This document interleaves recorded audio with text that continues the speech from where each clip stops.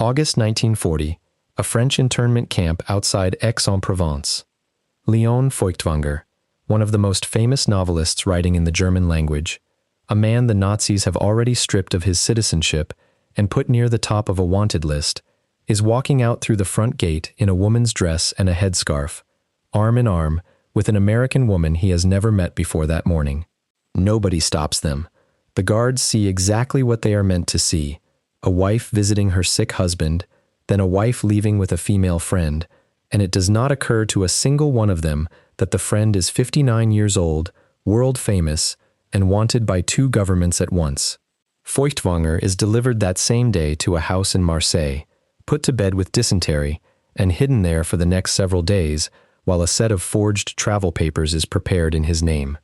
The name on those papers is not his own. It reads James Wetcheek, a clumsy English half-translation of Feuchtwanger that nobody in Vichy France's police apparatus will think to double-check. The house he is hidden in belongs to a junior American diplomat, the Vice Consul in charge of the entire visa section at the United States Consulate in Marseille.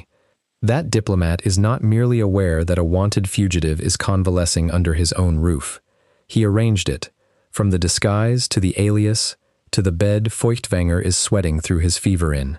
His name is Hiram Bingham IV, and by the time this story is over, the United States government will have made absolutely certain that saving Lion Feuchtwanger's life, and roughly 2,500 others like it, cost him everything a career in the Foreign Service was ever supposed to give him. Hiram Bingham IV was born on July 17, 1903, into a family that had already decided, several times over, what kind of man he was supposed to become. His father was Hiram Bingham III, a name that meant something in America even before the son was born. In 1911, the father led the expedition that brought the lost Inca city of Machu Picchu to the attention of the wider world, a discovery so famous it would later inspire the Indiana Jones character. He went on to become governor of Connecticut and then a United States senator. His mother, Alfreda Mitchell, was an heiress to the Tiffany & Company jewelry fortune. This is the kind of lineage that, in most versions of this kind of story, produces a son who spends his life quietly living up to it, or a son who spends his life quietly rebelling against it. Hiram IV did neither. He went to Hampden Hall Country Day School, then to Groton, then to Yale, graduating in 1925, then took a law degree at Harvard, the entirely expected path for a young man of his background and class. And then, instead of law or politics or exploration, he chose the Foreign Service, one of the quieter, less glamorous rooms in the machinery of American power, and for the next decade and a half, he did the unglamorous, itinerant work that junior American diplomats actually do. He served as a civilian secretary and part-time teacher in Kobe, Japan, learning the daily grind of consular paperwork thousands of miles from home.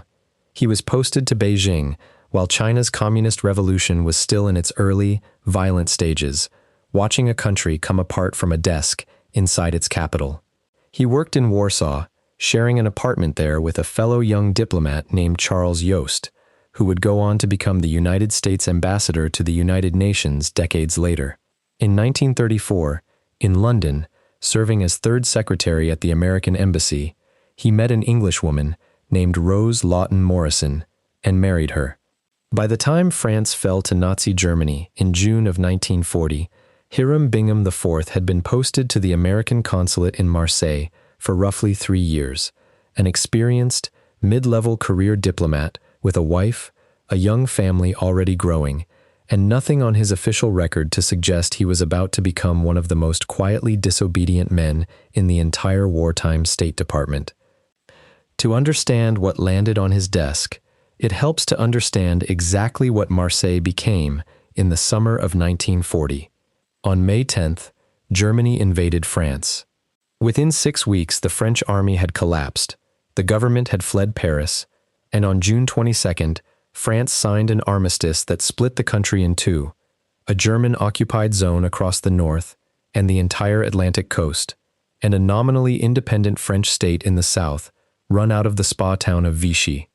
a state that would spend the next 4 years actively collaborating with the very regime that had just conquered half its territory. Marseille sat inside that unoccupied southern zone on the Mediterranean coast, and that single fact of geography turned it, almost overnight, into the last open door out of continental Europe. It was the only major French port not under direct Nazi control. Refugees who had spent the previous 7 years fleeing Germany, then Austria, then Czechoslovakia, then occupied Poland, and who had washed up in France believing themselves finally safe, now found the Nazi border moving toward them again, this time with nowhere left in Europe to run to. They converged on Marseille by the tens of thousands, sleeping in train stations, in doorways, in any hotel room they could still afford, all of them chasing the same 3 impossible documents at once: a valid passport, an exit visa from Vichy France that Vichy had every incentive to withhold from anyone the Gestapo wanted handed over, and an entry visa to somewhere, anywhere, that would actually let them in. The Vichy government, eager to demonstrate its cooperative spirit to its new German masters, began rounding up foreign-born Jews and political refugees into internment camps scattered across the unoccupied zone, places with names like Les Milles, Gurs, Vernet, and Rivesaltis. These were not extermination camps in the way that phrase would come to mean by 1942, but they were brutal in their own right. Overcrowded, filthy, disease-ridden holding pens built for a few hundred people and packed with several thousand. At Gurs, in the foothills of the Pyrenees, refugees slept in wooden barracks with dirt floors that turned to ankle-deep mud every time it rained, and dysentery and typhoid moved through the camp population in waves that killed hundreds during the winter of 1940 alone. At Les Milles, a disused tile and brick factory outside Aix-en-Provence, several thousand men were held in a building still coated in decades of red brick dust, sleeping on straw between the kilns, a place so specifically unsuited to human habitation that even Vichy's own camp inspectors described conditions there as a national disgrace in internal reports that were then quietly filed and ignored. It was into exactly this system, this machinery of overcrowded barracks and starvation rations and rising deportation risk, that Lion Feuchtwanger had been swept months before his escape in a headscarf, and it was this same machinery that Bingham personally walked into, camp after camp, at his own expense and on his own initiative, simply to see with his own eyes what conditions the people on his waiting list were actually being held in. Marseille, in the second half of 1940, was a city where thousands of people who had already lost every home they'd ever had were now racing the clock against a government that wanted them gone, and a bureaucracy back in Washington that, as a matter of official policy, wanted very few of them to actually get in.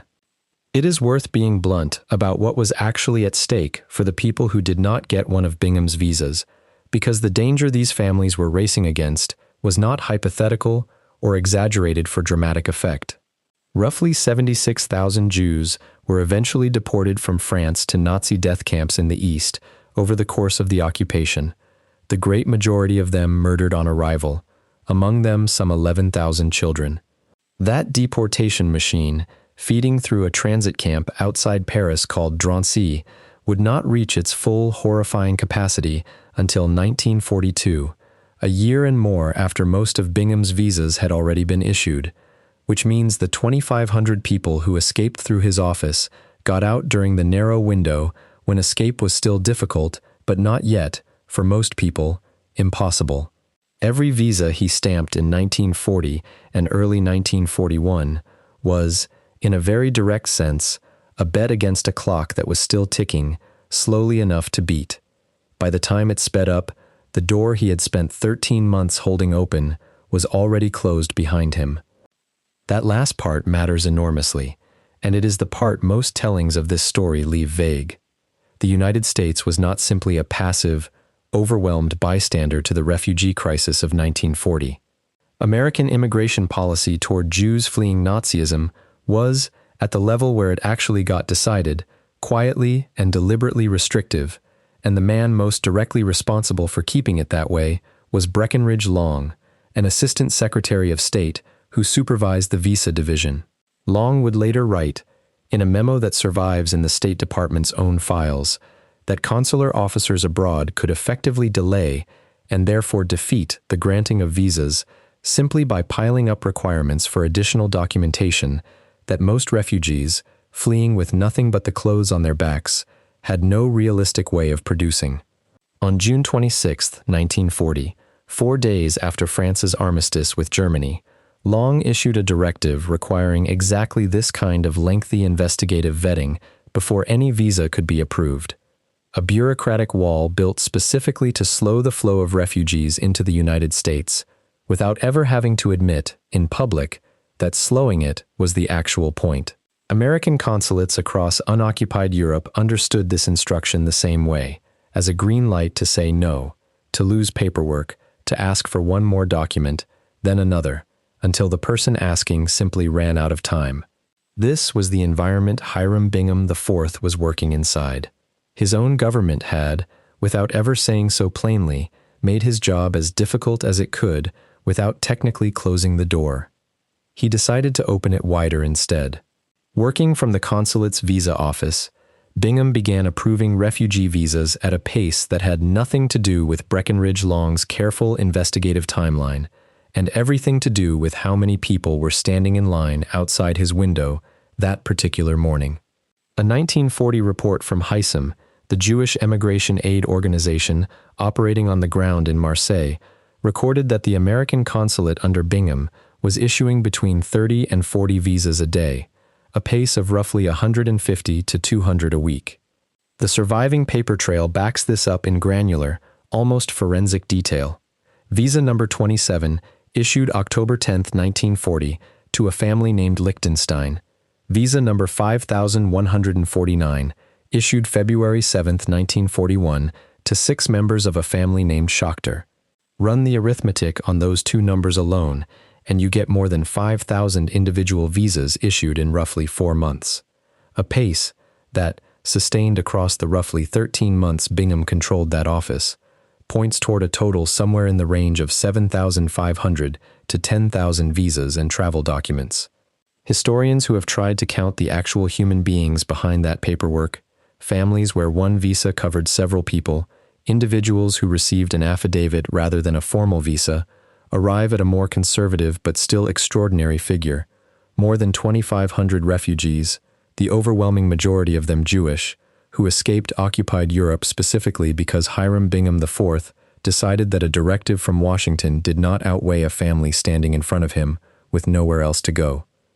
The names behind those numbers read like a partial index of 20th century European culture. Marc Chagall, Hannah Arendt, the political theorist who would go on to write some of the defining philosophical work on the nature of totalitarianism itself, working in part from the fact that she had personally lived through it and personally escaped it.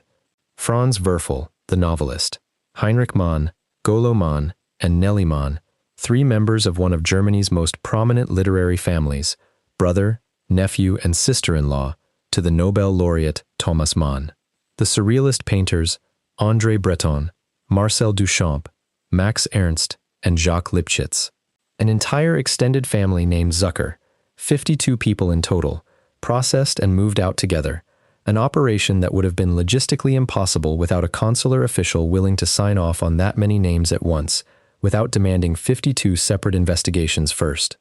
A family named Leichter, whose visas Bingham's office pushed through within a single day, a speed that in the ordinary Vichy bureaucratic grinder could mean the difference between a train to Lisbon and a train to a camp. A young couple named Kaufmann, Adam and Pauline, traveling with their 2-year-old son Michael, one small family among thousands who left Marseille as a unit instead of being separated by a system that had every structural incentive to separate them. Each of those names represents a moment where Bingham had to decide, in real time, whether the risk to his own position was worth the visa he was about to stamp, and every surviving record suggests he made that same calculation, in favor of the person standing in front of him, over and over again, for the better part of a year. The visa office itself, by every surviving description, looked nothing like the scene of a quiet moral rebellion. It looked like chaos. A line of refugees stretched outside the consulate building most mornings, before the doors even opened. People who had often walked or hitched their way south from Paris or Strasbourg or Vienna months earlier, carrying whatever paperwork they still had left after crossing 3 or 4 borders under false names. Inside, Bingham and a handful of overworked staff worked through stacks of applications by hand, cross-checking names against lists of the politically endangered, deciding in a matter of minutes whether a given family's story held together well enough to risk a signature on. There was no dramatic music underscoring any of it, no single cinematic moment where he chose heroism over caution.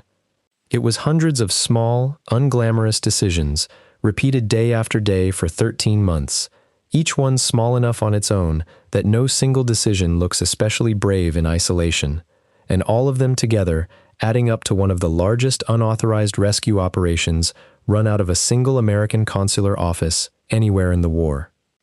None of this happened because Bingham was operating alone in some heroic vacuum.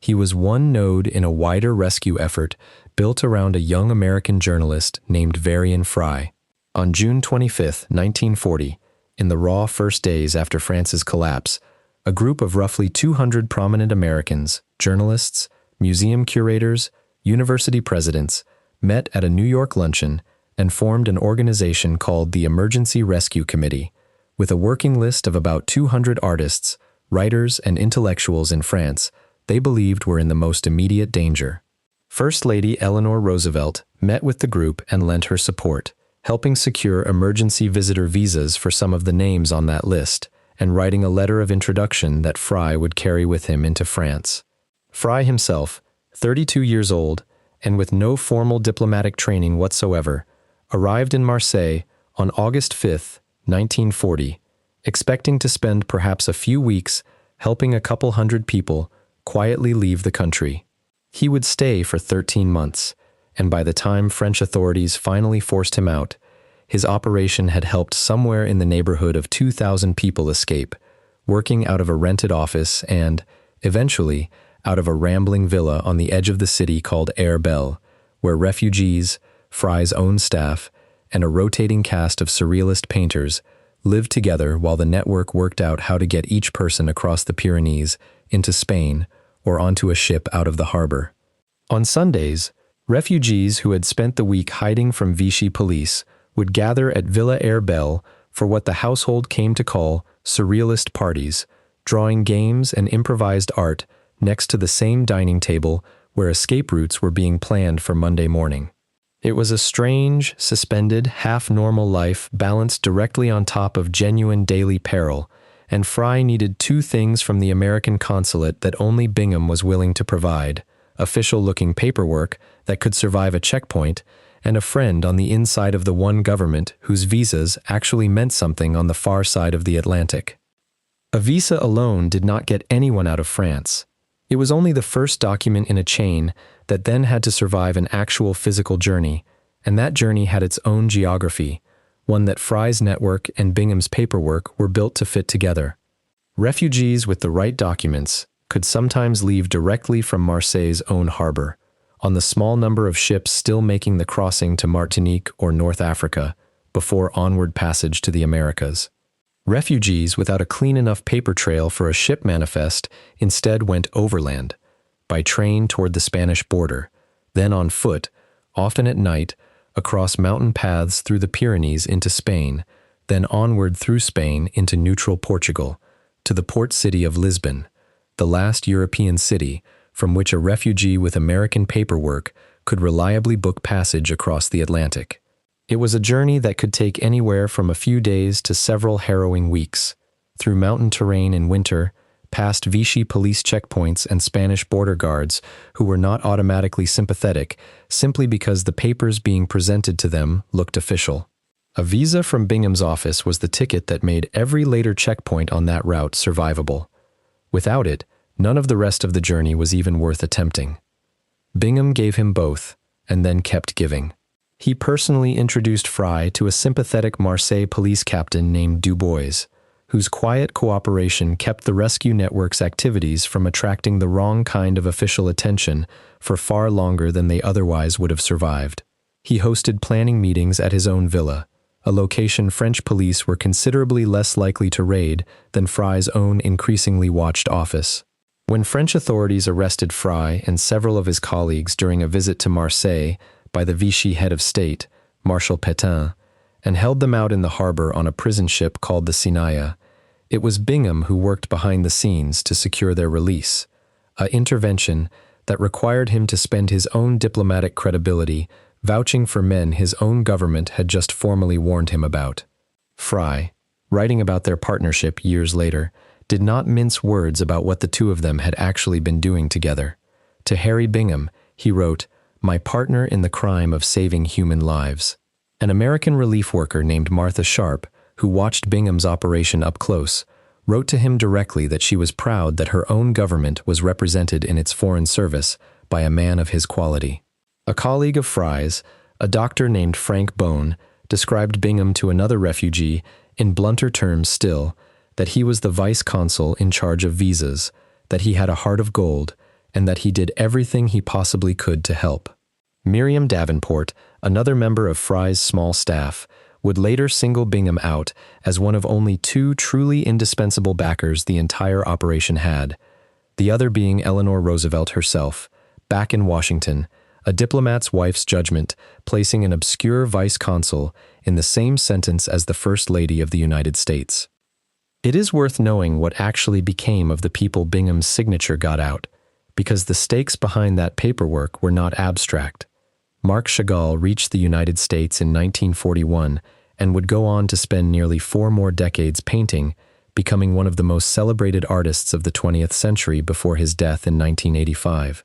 Hannah Arendt reached New York the same year and in 1951 published The Origins of Totalitarianism, a work that remains, more than 70 years later, one of the most widely read attempts ever written to explain how regimes like the one she had just escaped actually function, written by a woman who would not have been alive to write it without a visa she received in Marseille. Lion Feuchtwanger, the novelist smuggled out in a headscarf, settled in Los Angeles and continued writing until his death in 1958, part of a wider community of German exile writers rebuilding their careers on the other side of the ocean from the regime that had tried to erase them. These are not incidental footnotes. They are the actual, lived aftermath of a vice consul's decision to stamp a piece of paper faster than his own government wanted him to, proof that the numbers in this story, 2,500, 7,500, 10,000, were never really numbers at all. They were specific people who went on to have specific lives, entire decades of work and family, and ordinary human existence that would not exist in any form if Hiram Bingham IV had simply followed Breckinridge Long's instructions like everyone above him expected him to. Washington did not see it that way, and the further this went, the harder Washington pushed back. On September 18, 1940, Secretary of State Cordell Hull sent a formal warning naming 2 people specifically, Dr. Frank Bone and Varian Fry, cautioning against what the cable called activities evading the laws of countries with which the United States maintained friendly relations, a genteel diplomatic phrase for helping refugees leave France faster than Vichy wanted them to leave. Bingham was not named in that particular cable, but everyone inside that consulate understood exactly whose visa stamp was making Fry's operation function, and the pressure kept climbing regardless. Bingham responded to that pressure by doing more, not less. He altered names on official documents to hide famous refugees in plain sight, which is how a wanted German novelist became James Wetcheek on a piece of American government paperwork. He issued Nansen passports, a form of internationally recognized travel document for stateless persons, to refugees who had lost or been stripped of their original citizenship and had no other legal identity a border guard would honor. He personally toured the internment camps at Les Milles, Vernet, and Nimes at his own expense, not as an abstract policy exercise conducted from behind a desk, but to look directly at the conditions refugees were actually being held in, and to push camp administrators toward faster releases for anyone he could get a visa moving for. And when Lion Feuchtwanger needed somewhere to recover from dysentery after his escape in a headscarf and a borrowed dress, Bingham put him up in his own house, under his own roof, sharing space with his own wife and infant children, while the forged papers that would eventually get him out of France were being finished, A decision that, if discovered by the wrong Vichy official on the wrong afternoon, could have ended his diplomatic career and possibly his freedom on the spot, and that placed his own young family, entirely without their knowledge or consent, inside the direct blast radius of everything he was doing. It is worth pausing on that last point, because it rarely gets said plainly enough. Rose Bingham was not merely the wife of a man doing dangerous secret work. She was, in the most literal sense, living inside the operation. A wanted fugitive convalescing under her roof was not an abstraction to manage from a safe distance. It was a stranger in a spare bedroom, a risk she carried every single day, without any formal say in whether it should be carried at all, at a moment when she was raising small children in a foreign country under an occupation that could, in theory, have turned violently against her entire family with very little warning. Whatever credit this story gives to Hiram Bingham IV for what he chose to do inside that house, some real share of it belongs to the household that quietly absorbed the consequences of that choice alongside him. It could not last, and both sides of it knew that. On May 7, 1941, Bingham was informed that he was being transferred out of Marseille to Lisbon. Fry recorded the moment in his diary that same day, writing that Harry Bingham had told him that morning he'd just received instructions to leave, and that his going would be a great loss. The transfer was never officially justified as punishment. Nothing in the surviving State Department record spells out, in so many words, that Hiram Bingham IV was being pulled out of Marseille because he had spent nearly a year defying his own government's visa policy to keep pace with a refugee crisis Washington had decided, at a policy level, not to prioritize. It did not need to be spelled out. Everyone involved understood exactly what had just happened, and by the fall of 1941, he had been moved again, this time to the American Embassy in Buenos Aires, Argentina, a posting on the opposite side of the planet from the crisis he had spent 13 months working himself into the ground over. Fry, for his part, lasted only a little longer. French authorities, freed of the one American consular official most willing to run interference for him, finally expelled Fry from the country in September 1941. The rescue network he had built kept operating in a diminished form under his successors for a while longer, but the specific, improbable partnership between an American journalist with no diplomatic standing and an American vice consul willing to break his own government's rules was over, 13 months after it had started, ended by a reassignment order that nobody at the State Department ever had to publicly justify. What happened to Hiram Bingham IV in Argentina is the half of this story almost nobody tells, and it is, in its own quieter way, an even sharper piece of irony than what came before it. Buenos Aires, in the early 1940s, was not a wartime backwater. It was a hub of German influence in South America, a city with a large, established German expatriate population, active Nazi Party organizing operating semi-openly under the protection of Argentine neutrality, and, as the war ground toward its end, an increasingly obvious destination for smuggled Axis money and looted assets moving out of a collapsing Reich. German business interests, shipping lines, and cultural institutions in Buenos Aires had spent years cultivating exactly the kind of sympathetic local networks that would prove invaluable once the war turned decisively against Germany and its officials started looking for somewhere to disappear to. Bingham, once again working from inside a consular office rather than a battlefield, began doing exactly what he had done in Marseille, quietly gathering information the rest of the diplomatic apparatus around him did not particularly want gathered. He filed reports back to Washington, documenting Nazi infiltration into Argentina and the movement of smuggled gold into the country, tracking the same patient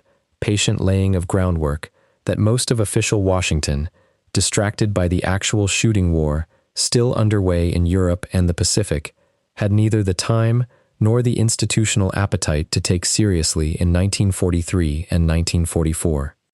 This was not glamorous work, and it did not look like heroism from the outside. It looked like a mid-level consular officer filing report after report that nobody above him seemed particularly interested in reading closely, the diplomatic equivalent of shouting into a filing cabinet. But the substance of what he was describing was, in hindsight, precisely the machinery that would go on to shelter some of the most wanted men in human history. As the war approached its end, Bingham requested reassignment, either to Washington or directly into the emerging Allied effort to track down and prosecute Nazi war criminals, the specific work he believed his years of reporting from Buenos Aires had prepared him to do better than almost anyone else in the Foreign Service. It was, in a sense, the same instinct that had driven him in Marseille, an unwillingness to simply file paperwork and look away from what the paperwork actually meant for the people it described. The State Department denied the request. His warnings sat in a file.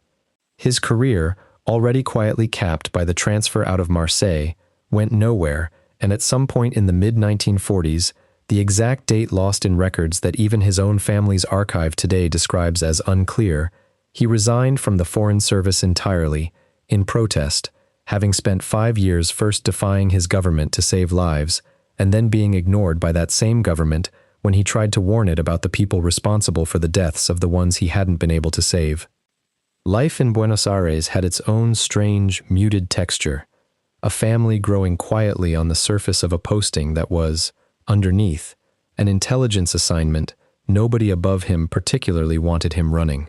Several more of the 11 Bingham children were born during these years, in a city and a climate about as far removed from the Marseille refugee lines as it was possible to get,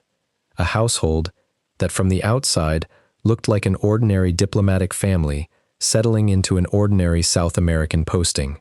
A surviving photograph from this period shows Bingham with Rose and 7 of their children at their Buenos Aires residence, the picture of a large, comfortable, conventional diplomatic household, nothing in the frame to suggest that the man in it was, at that exact moment, quietly compiling reports on smuggled Nazi gold that his own superiors had no interest in reading. That contrast, a settled family portrait sitting directly on top of an unacknowledged intelligence operation, is in many ways the truest image this story has to offer of who Hiram Bingham IV actually was, a man who kept doing the work whether or not anyone above him was paying attention, in front of a family who had no real way of knowing what the work even was. History would go on to prove him devastatingly right, on a timeline he never lived to see vindicated. Argentina, under President Juan Perón, spent the years after the war actively secretly assisting former Nazis in reaching South America, running so-called rat lines through ports in Spain and Italy that smuggled thousands of former SS officers and party members across the Atlantic on Red Cross travel documents.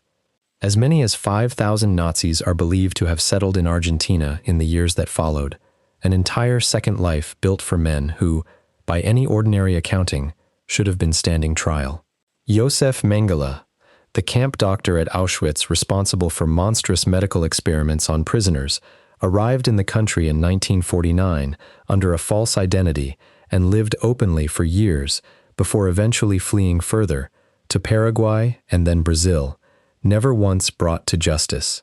Adolf Eichmann, the SS officer who had organized the logistics of the Holocaust itself, the deportation trains, the timetables, the sheer administrative machinery of mass murder, slipped into Argentina in 1950, using false papers obtained with the help of a sympathetic Catholic bishop in Europe, and lived quietly outside Buenos Aires under the name Ricardo Clement for a full decade, working an ordinary factory job, raising his family under his false name, before Israeli intelligence agents finally tracked him down and captured him there in May of 1960, in an operation that would become one of the most famous manhunts of the entire post-war era. Every single warning Hiram Bingham IV had filed from that same city in the mid-1940s, the smuggled gold, the sympathetic infrastructure, the city's emerging role as a haven, turned out to describe, in advance, almost exactly the machinery that would eventually shelter Adolf Eichmann himself. Nobody in Washington read those reports closely enough, in 1945, to do anything about it. It would take 15 more years and an entirely different country's intelligence service to finish the job Bingham had asked and been refused permission to help finish himself. He spent the war saving people the Nazis wanted dead, And then he spent the peace trying to warn his own country about where the Nazis themselves were about to hide, and both times, the men above him closed the file and moved on to something else. He was 42 years old when he finally walked away from a career his father's name had, in most versions of this kind of story, guaranteed him a smooth path through. He did not go looking for another government job, and he did not go looking for public recognition of what he had spent the previous half-decade doing. He moved his family, Rose and what would eventually grow to 11 children, to a farmhouse in Salem, Connecticut, and he simply stopped talking about the war. Not in a dramatic, tortured way, in an almost total way. His own youngest son would say, decades later, that the family never knew why their father's career had soured, only that it had, and that he had come home from it to raise chickens and children on a piece of Connecticut farmland, instead of climbing toward an ambassadorship the way a man with his family name and his early trajectory should, by every ordinary measure, have been expected to. 11 children grew up under the same roof as a man who had personally forged documents that saved Marc Chagall and Hannah Arendt, who had hidden a wanted novelist in a dress in his own home, who had spent years quietly building a paper trail on the Nazi war criminals fleeing to Argentina, and not one of them had any real idea any of it had happened. Dinner table conversation, by every surviving account, simply did not go there. A neighbor might have known him only as a farmer with an unusually large family and an unusually quiet manner about his years abroad. He raised 11 children through the 1950s and 60s on that Connecticut land, sent them through school, watched some of them grow up and have children of their own, and carried the entire 13 months in Marseille and everything that came after it in Buenos Aires, in complete silence the whole time. He died in that farmhouse on January 12, 1988, at the age of 84, having spent the last 42 years of his life saying essentially nothing about the 13 months in Marseille that would eventually make him famous, or the years in Buenos Aires that, quietly, might have mattered even more. What happened after his death is its own small, strange piece of the story. His son William, working from scraps and a lifetime of half-answers, began quietly researching his father's wartime service, a project that would eventually take him more than a decade of his own life, chasing down archives, cross-referencing names, trying to reconstruct a version of his father he had never actually been allowed to meet while the man was alive. Sometime in the years that followed, the exact year genuinely uncertain even in the family's own account, he found what he was looking for, hidden in plain sight, a bundle of documents, a journal, letters, and papers, tucked inside a cupboard behind the chimney of the very Connecticut farmhouse Bingham had raised his children in, sealed away for as long as anyone could remember. It was, in the most literal sense possible, the proof of his father's entire hidden second life, hidden behind the fireplace of the house he had come home to after Washington made it clear it did not want to hear about the Nazis he was tracking in Argentina. The family donated the collection to the United States Holocaust Memorial Museum, and pieces of it became part of a traveling exhibition called Visas for Life, The Righteous and Honorable Diplomats, which opened in 1996, the same general period, decades late, that the wider world finally started learning who Hiram Bingham IV had actually been. Here is where the story earns its sharpest edge, and it is worth sitting with directly rather than smoothing over. Yad Vashem, Israel's official Holocaust Remembrance Authority, is the institution responsible for naming righteous among the nations, the highest honor the Jewish people can bestow on a non-Jew who risked their own life or safety to save Jews during the Holocaust. Varian Fry received that honor. Bingham, the man whose visa stamp made Fry's entire operation legally functional, did not. On March 7, 2005, Yad Vashem sent the Bingham family a formal letter acknowledging his humanitarian disposition during the persecution of Jews under the Vichy regime. Careful, respectful language that stopped noticeably short of the righteous among the nations designation itself. A spokesperson for the institution explained the reasoning directly, that Bingham, unlike Fry, had never acted independently and had always acted within the boundaries of American law, and that, crucially, He had not personally suffered for what he did.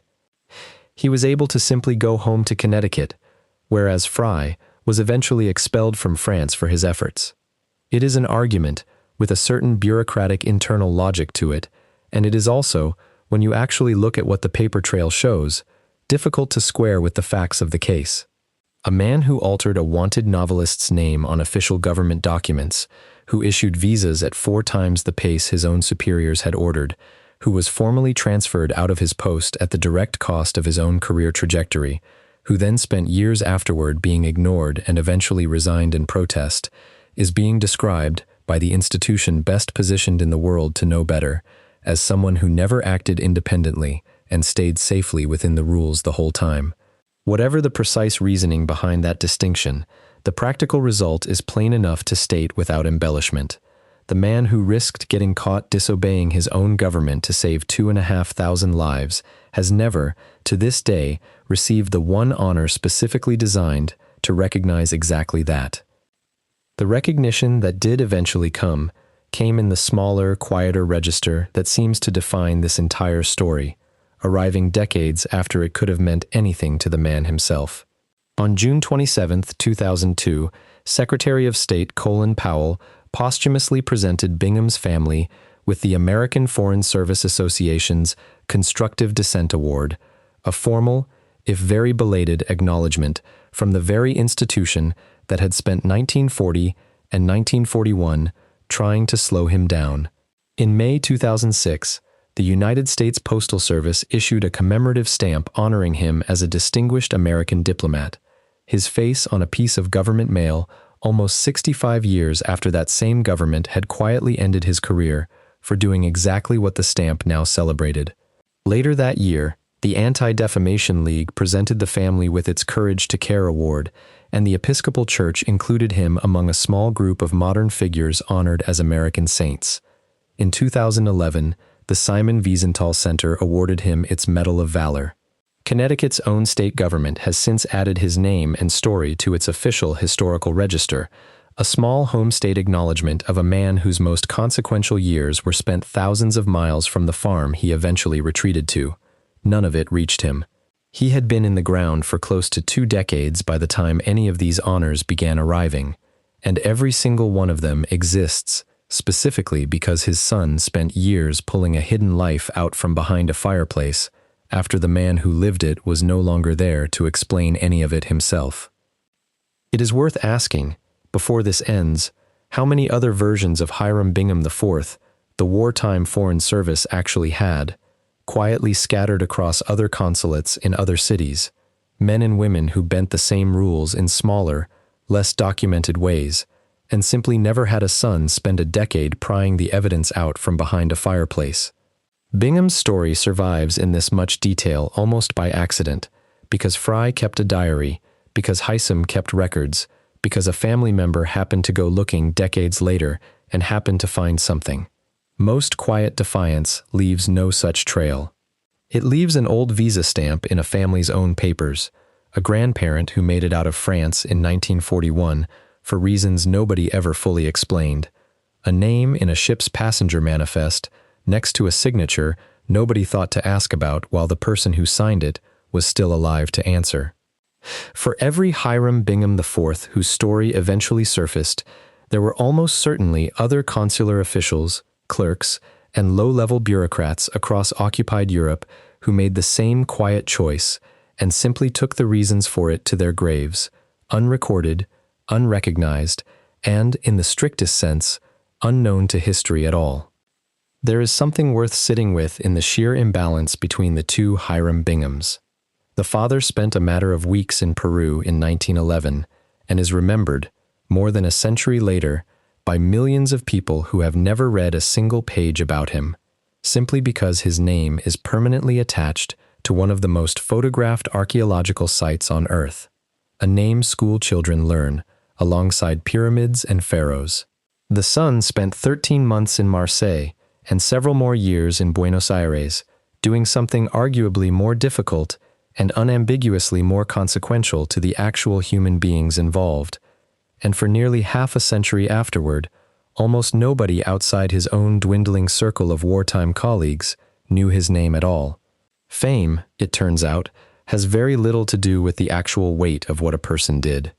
It has much more to do with who happened to be paying attention, and Hiram Bingham IV spent the 2 most important years of his working life making absolutely certain that as few people as possible were paying attention to any of it. There is a particular, very specific kind of injustice buried in this story that is worth naming plainly before it ends, because it is not the same shape as the injustice in most of the stories this channel tells. Hiram Bingham IV was not arrested. He was not tortured. He was not stripped of a pension by a criminal court, the way some other diplomats and officials who defied their own governments during this period eventually were. His punishment was quieter and, in some ways, more thorough, a career simply allowed to go nowhere, a transfer that nobody had to justify, warnings about Nazi war criminals that nobody had to formally reject, just filed and left to gather dust, while the men those warnings described built new lives under new names a few miles from his own desk. A request for reassignment that could be denied without a single word of explanation ever entering the official record. He was never publicly disgraced. He was just quietly, comprehensively set aside by an institution that never had to explain itself, because outside a handful of colleagues, almost nobody even knew there was anything to explain. He went home to Connecticut, raised 11 children, and said nothing, for 42 years, about the fact that he had once altered a famous novelist's name on a government document to smuggle him out of France in a headscarf,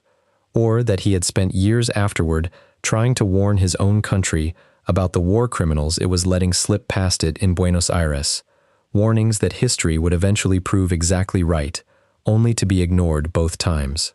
The world did not find out what he had actually done until his own son pulled it out from behind a fireplace, years after there was nobody left alive to ask about it directly. Tell us in the comments where you're watching from, and whether your family has any story like this one buried somewhere in it, a relative who did something extraordinary during the war and simply never talked about it. Somewhere behind a wall, or a chimney, or a box nobody's opened in 50 years, there is very likely a version of Hiram Bingham IV's story sitting in your own family's past, waiting for someone to finally go looking for it.